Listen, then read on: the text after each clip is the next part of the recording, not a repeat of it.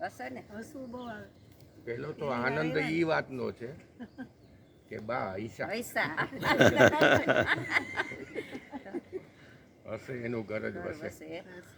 અને દાદાને ઘણી વાર આપણે જોઈને તો બગીચામાં ઊંધા ઊંધા હાલતા હોય. મને વિચાર આવતો પણ આમ સરસ હાલતા હોય. ઊંધા હાલવાનો એનર્જી મળે. એક્સરસાઇઝનો એક હેતુ કે તમારી મેમરી પાવરફુલ થાય. આ ઉંમરે પણ તમને યાદ રહે. અને મેમરી પાવરફુલ કઈ રીતે કરવી એની આપણા શાસ્ત્રોમાં અલગ અલગ એક્સરસાઇઝ હોય છે. પણ જ્યારે પરમ તત્વ બાજુ જવું હોય ને ત્યારે મેમરીને સાઈડમાં રાખવી પડે. જન્મદિવસ તો આપણે ઉજવતા હોય છે, પણ જન્મની પાછળનો પરમાત્માનો હેતુ શું, આપણને ક્યારે આપણો હેતુ શું છે ને એ જ ખ્યાલ નથી હોતો. માણસ લાખો વર્ષની યાત્રા કરે છે, લાખો વર્ષની. એને એક દિવસ ઈશ્વર પાસે પહોંચવાનું છે ને પહોંચવાનું જ.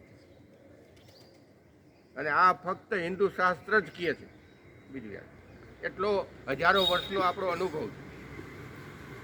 જ્યારે પ્રશ્ન એમ થાય કે ઈશ્વરની પ્રાપ્તિ કઈ રીતે, ભગવાન બુદ્ધ 80 વર્ષ સુધી એકને એક વાત વારંવાર રિપીટ કરતા હતા. જેમ અત્યારે અહીંયા કેમ હું કરું કે વર્તમાનમાં રહ્યો, વર્તમાનમાં જ જીવન છે અને વર્તમાનમાં જ ઈશ્વર છે. પ્રશ્ન એ જ પરમાત્મા છે, પણ આપણે ક્યારેય આપણી જાતને પ્રશ્ન કરતા જ નથી કે ભાઈ વર્તમાનમાં રહેવું છે તો શું કામ રહેવું છે. આજે આપણે તમને કોઈને પ્રશ્ન કરી કે ભાઈ વર્તમાનમાં રહેવું તો શું કામ રહેવું, તો સામેથી એક જ જવાબ આવે કે શાંતિ માટે. સામો પ્રશ્ન થાય કે ભાઈ શાંતિ છે તો પછી પરમાત્માને ગોતવું હોય તો તમારે અશાંતિ શું છે એની બાજુ તમારી નજર જાવી જોઈએ. બીજો પ્રશ્ન પાછો થવો જોઈએ. અશાંતિ જ્યાં સુધી પકડાય નહીં ત્યાં સુધી શાંતિ આવે નહીં. અને ઈશ્વર એક એવી વસ્તુ છે ને કે એ છુપાયેલી વસ્તુ છે. આજ તમે મને જોવો છો ને હું તમને જોઉં છું, જોઈ છીએ આપણે બધાય, પણ જે દેખાય છે એ નહીં, પણ એની પાછળ જે છે એ પરમાત્મા. આપણે કેમ નાના હતા એટલે ઓલી બકરી પુત્રીની રમત જોવા જતા હતા, દાદાને યાદ છે.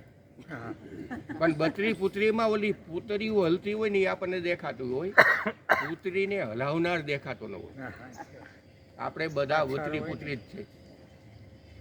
આપણી અંદર જે હલાવનાર છે એ આપણને દેખાતો જ નથી. ઓશો એના પુસ્તકમાં એક જોક્સ કહે છે કે એકવાર લોકો ઈશ્વરને ગોતતા હતા. કોઈક હિમાલયે વહી જાય, કોઈક કૈલાસે વહી જાય, કોઈ આકાશમાં જાય, કોઈ પાતાળમાં જાય. ભગવાને ઠાયકો એ એમ કે આ મારી વાહે પડી ગયા, હવે હું એવી જગ્યાએ વહી જાઉં જ્યાં મને કોઈ ગોતી જ ન શકે. ત્યારે એણે કાનમાં જઈને કીધું કે હું તમારી અંદર છુપાયેલો છું, ખોજ ખોજ તું ભીતર ખોજ. પણ આપણી દ્રષ્ટિ ક્યારેય આપણી અંદર જાતી જ નથી. આપણી અંદર નથી જાતી એટલે અંદર જે ઈશ્વર પડ્યો છે એ દેખાતો નથી. ઈશ્વર એમ કહે છે કે તમે એક પગલું હાલો તો હું 1000 પગલાં હાલીશ. વાસ્તવમાં આપણે ઈશ્વરને ગોતવાનો જ નથી, ઈશ્વર આપણને ગોતે છે.